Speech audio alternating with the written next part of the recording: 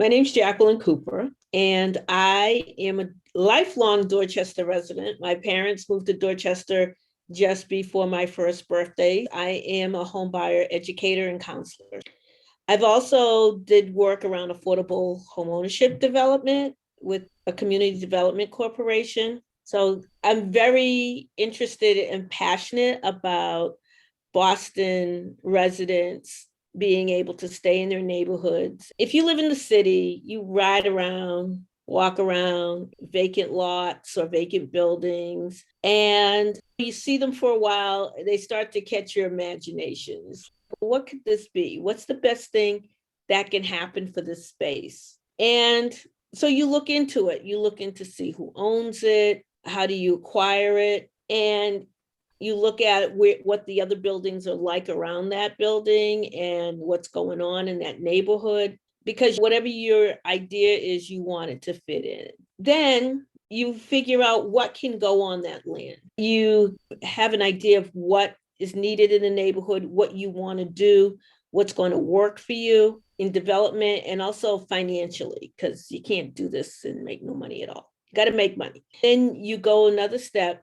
How can I acquire the land, and is the land available? And if it is, you buy it, because that's called site control, because you can't really build anything on anything you don't have site control. But you're simultaneously trying to figure out if your idea will be accepted by the community, accepted by the city, and that you'll have the money to complete the project. So all of these things are going on at the same time. So you have the drawings done, you refine them, make sure that what you have fits, what's a good design, what's the best use for the property, what's available. So for example, if all you could put on the property is a one-family house, then that's all you should put on the property is a one-family house. If you could do more than that, then you go and you, what they call appeal zoning, and say, hey, this is one family, I'd like to put a two. And you work with zoning to get that done. Meanwhile, now you figure out how much is it going to cost to build this, and you try to get the money together.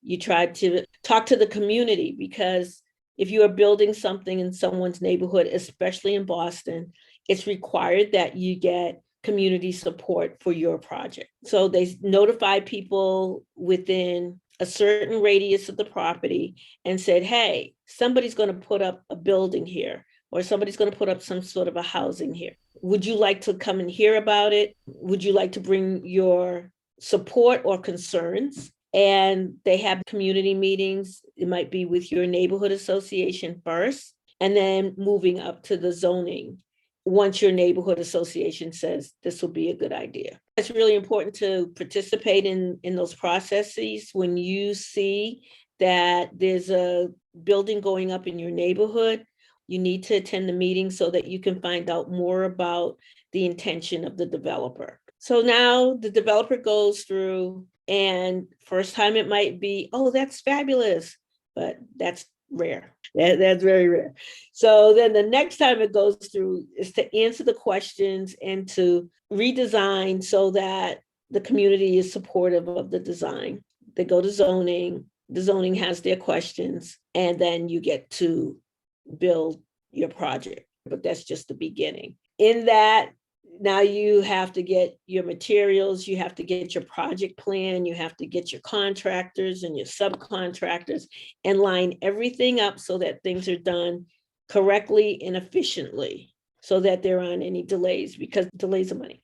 You want to mind your budget so that you can do everything that you plan to do. You want to mitigate any problems with construction materials or unforeseen things with the site. So all of those things have to be addressed before the building. And then for the use, you have to be mindful of ownership or renting. You don't want the building to be empty after it's finished. So there's a lot of pieces with development, a lot of pieces. And the developer is like the captain of that ship. It has to make sure all of the pieces fall together. And that's pretty much real estate development basics. Excellent, Jackie. Thanks for that great narrative. I like the comparison of the developer as the captain of the ship. Bailing the water out of the ship, that's development. That's too good. That's too good.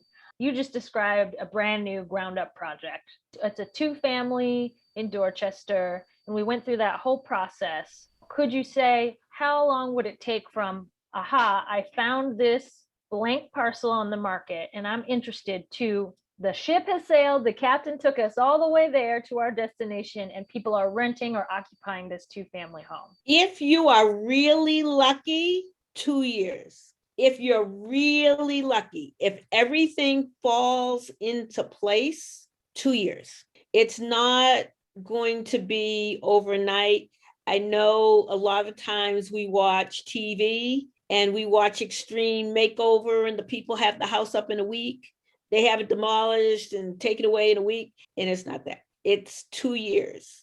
It could be more. It depends on the neighborhood. It depends on what else is going on the parcel of land. If you don't own the land, it doesn't matter what you're thinking. That's the biggest piece. Get the land. The next piece is your idea. If the neighborhood loves your idea, like it was a 2-family, you want to put a 2-family back, that's called building of right. If you're building of right, that makes things easier when you go to zoning, or if you have to go to zoning at all. It's very easy to put back something that was already there. 2 years is a reasonable time frame. Thanks so much, Jackie, for sharing with us on how to start a real estate development project. And we'll check you guys next time on the next video.